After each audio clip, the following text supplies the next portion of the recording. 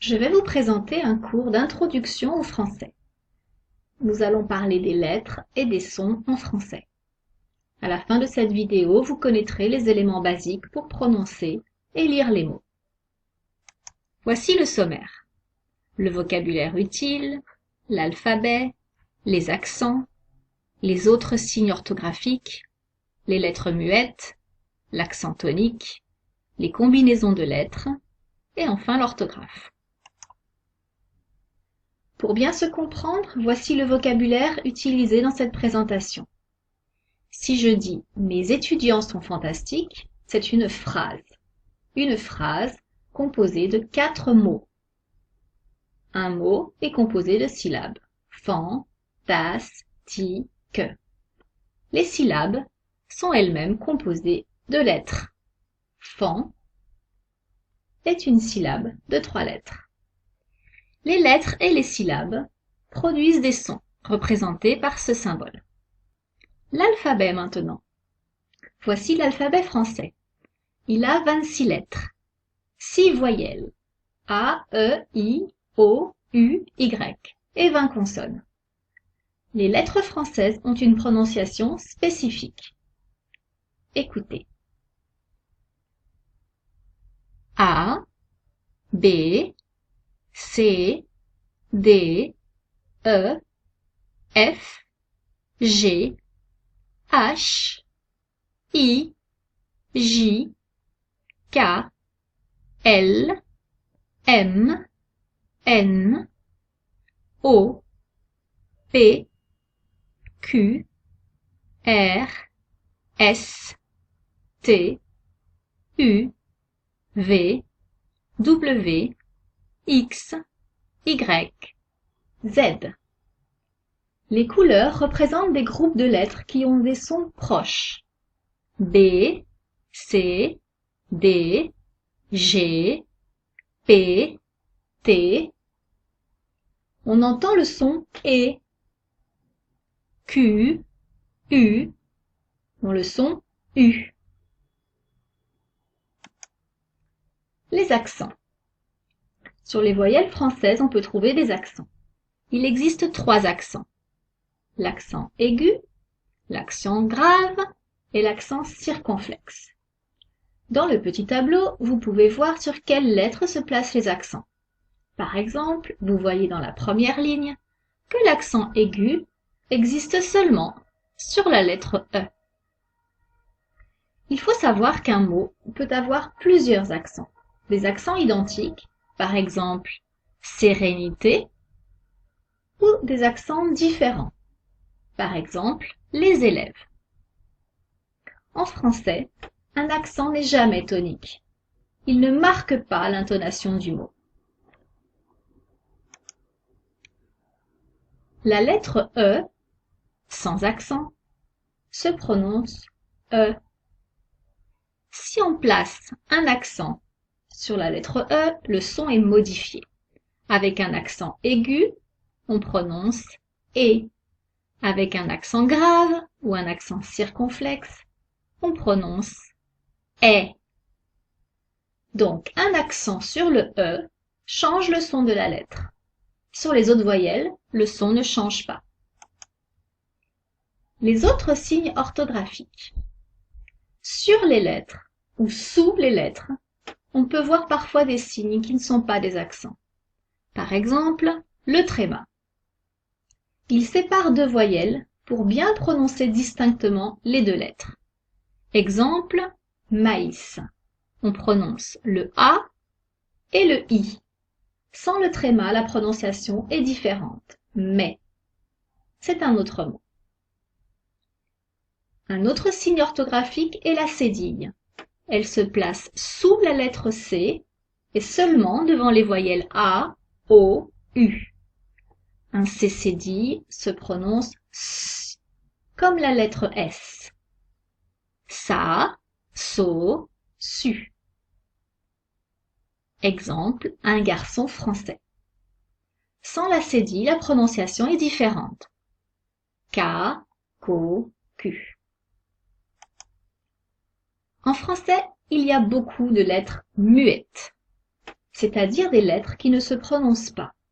Par exemple, plusieurs consonnes en fin de mot ne se prononcent pas. Le P, le D, le T, le S, le X et le Z. Par exemple, un loup, le P ne se prononce pas. Il y a des exceptions. Un ours, on prononce le S final. Une lettre muette très fréquente est le E final. Le E en fin de mot. Exemple, un téléphone, une amie. On n'entend pas la lettre E. Quand un mot est au pluriel, il a un S ou un X final. Ces deux lettres ne se prononcent pas. Des amis, des loups, des hiboux. Notez que hibou a deux lettres muettes, le H et le X. Les verbes à la troisième personne du pluriel, avec les pronoms il et elle au pluriel, se terminent parfois par les lettres E, N, T. Dans ce cas, ces trois lettres sont muettes. Exemple, il parle. Il y a beaucoup de lettres muettes en fin de mot, mais pas seulement. On rencontre aussi des lettres muettes en début de mot, comme le H de hibou par exemple, ou au milieu d'un mot. C'est souvent un H. Avec ces lettres muettes, on constate qu'une prononciation unique peut s'écrire de plusieurs manières différentes. On dit qu'il y a plusieurs graphies, plusieurs écritures. Par exemple, il parle, il parle. La prononciation est identique, mais la première phrase est au singulier, un homme parle. Et la deuxième est au pluriel, plusieurs personnes parlent. Un autre exemple, ami, ami, ami, ami. Ils ont la même prononciation. Le féminin et le pluriel ne s'entendent pas. Parlons maintenant de l'accent tonique. Il existe en français, mais il est moins marqué, moins fort que dans d'autres langues, et il n'est jamais écrit.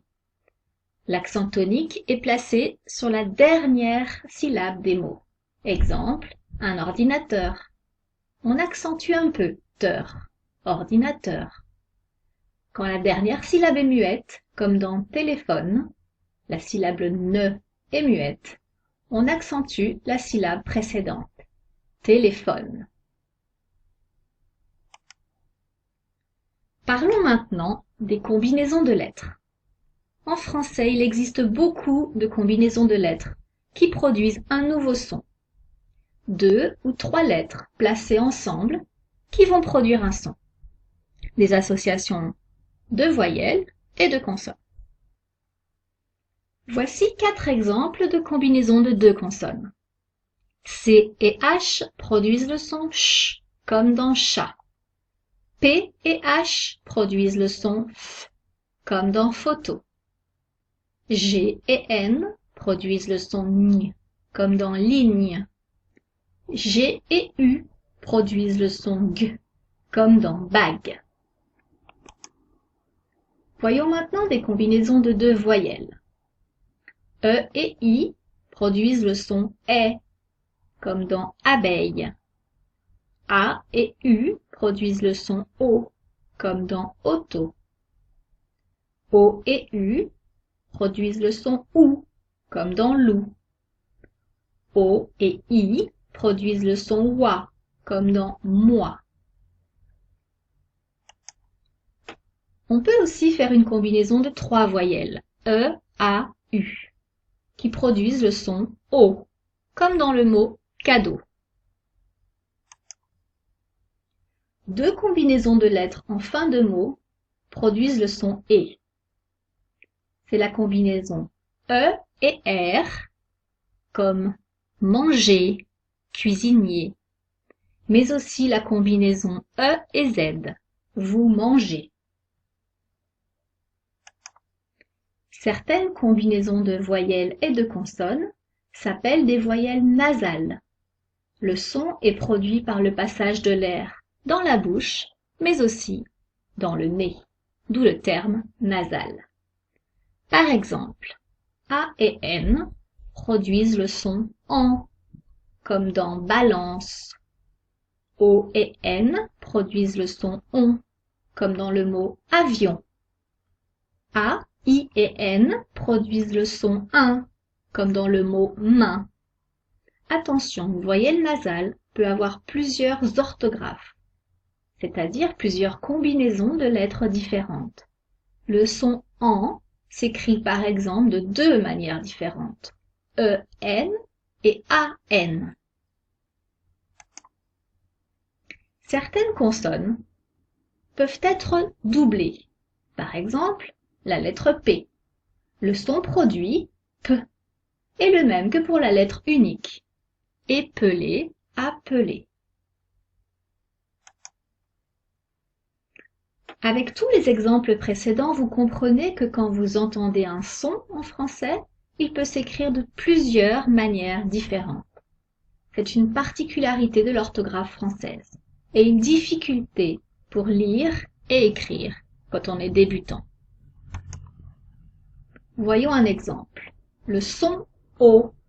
Il a trois orthographes différentes.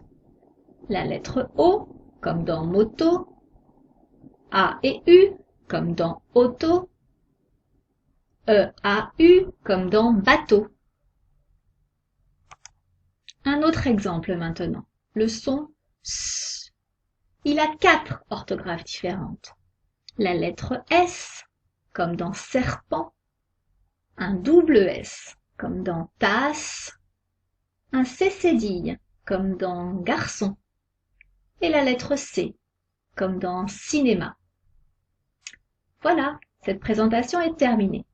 Vous pouvez la réécouter plusieurs fois pour mieux la comprendre. J'espère qu'elle va vous aider à mieux comprendre surtout les lettres et les sons en français. Une expression française dit « Petit à petit, l'oiseau fait son nid ». Cela signifie qu'en avançant par petites étapes, avec de la patience et de la persévérance, on atteint son but. Si vous voulez bien comprendre, parler, lire et écrire en français, si c'est votre but, vous devez pratiquer régulièrement et ne pas vous décourager. Tiens, vous avez remarqué que dans cette phrase « Petit à petit, l'oiseau fait son nid », il y a 4 lettres finales muettes, des combinaisons de lettres et une voyelle nasale. Vous avez vu? Cherchez bien. Merci.